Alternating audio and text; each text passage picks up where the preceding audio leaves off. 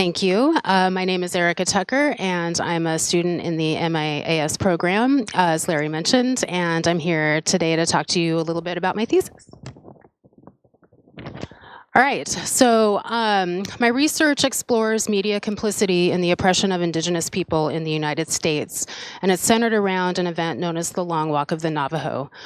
So there's a couple of other key dates on the screen, just for context. But between 1863 and 1864, the U.S. government deployed a violent campaign against Navajos and Mescalero Apaches. Military troops swept through the Canyon de Chelly, which is up in the kind of top corner there in that kind of little purplish box. They swept through, destroyed people's homes and their crops, killed livestock, poisoned their water, rounded the people up, and forced them to walk hundreds of miles to an internment camp called Bosque Redondo in eastern New Mexico.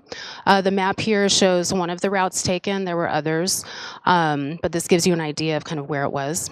And how long it was. The Long Walk is prominent in my research, partly because my great-great-grandparents lived in Canyon de Chelly at this time and were one of the families who lost everything and were forced to walk to Bosque Redondo.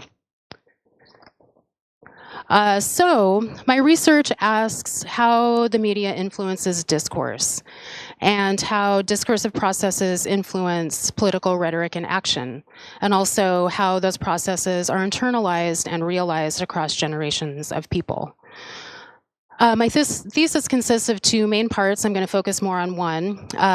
So in that one, I did a feminist critical discourse analysis, or CDA, of newspaper articles published throughout the U.S. between 1848 and 1868.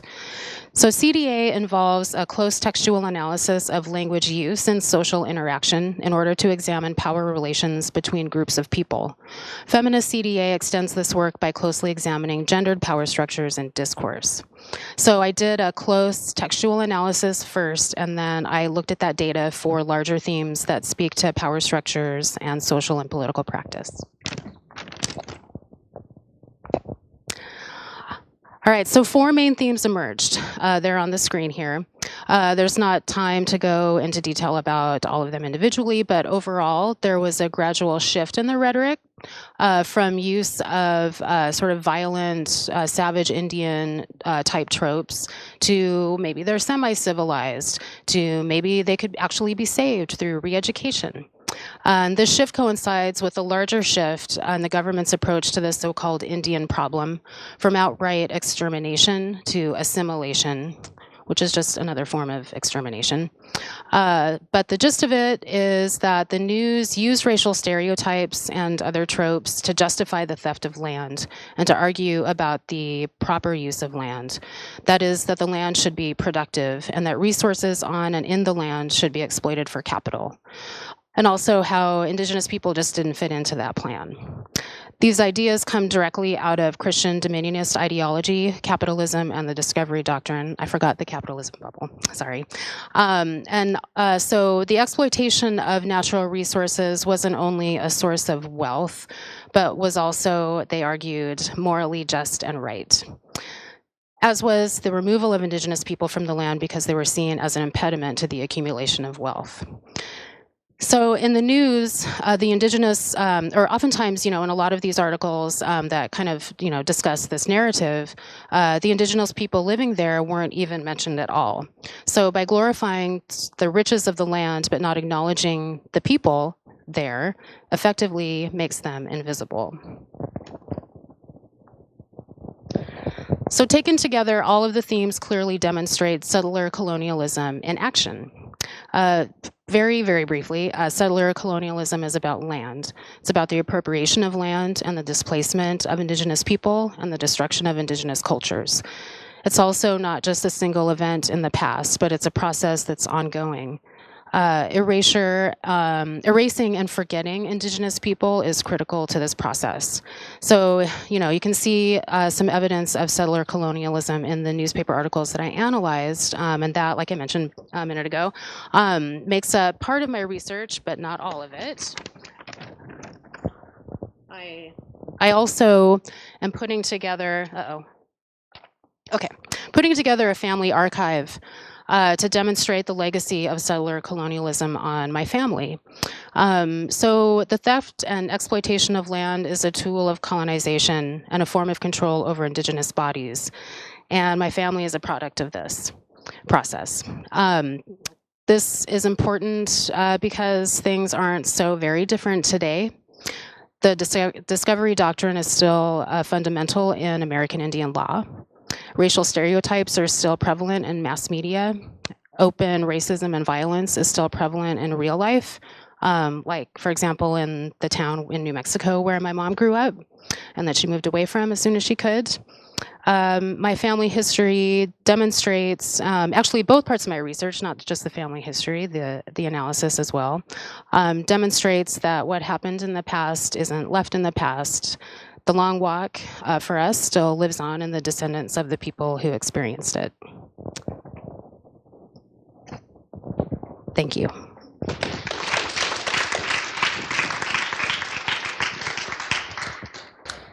Questions, comments for Erica?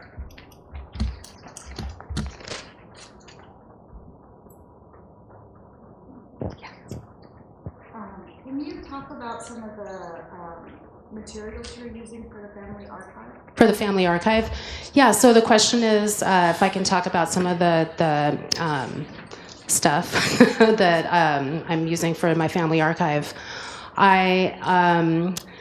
This has been like a long and difficult process, but legal documents, where I can find them, birth certificates, marriage certificates, census reports, also oral histories. It all kind of started with an interview I did with my mother for a class assignment last year. And things kind of, a lot of things I'd been hearing all my life kind of came together in a new way. So I, kind of started thinking about this and doing it. I took a trip to New Mexico to visit my family in June and did some interviews with them. Also sort of autoethnography, some of my own, writing down and thinking about reflecting on some of my own experiences, especially around identity.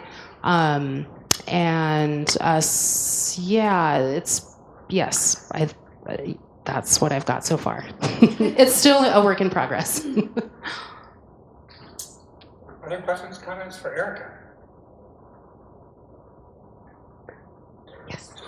I don't know if this relates at all, but I know that the Bears Ears, Yeah. and some opening that up to oil exploration and other things like that might endanger some of the historical artifacts that are there. Yeah. And I was just curious if you've looked at all in the rhetoric today around that issue and linking it to some of the rhetoric in the past.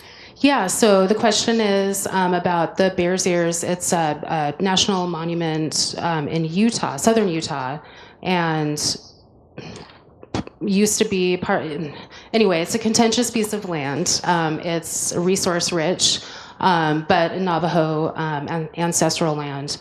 And have I looked at the rhetoric around it that's going on right now? Because it's happening like really right now.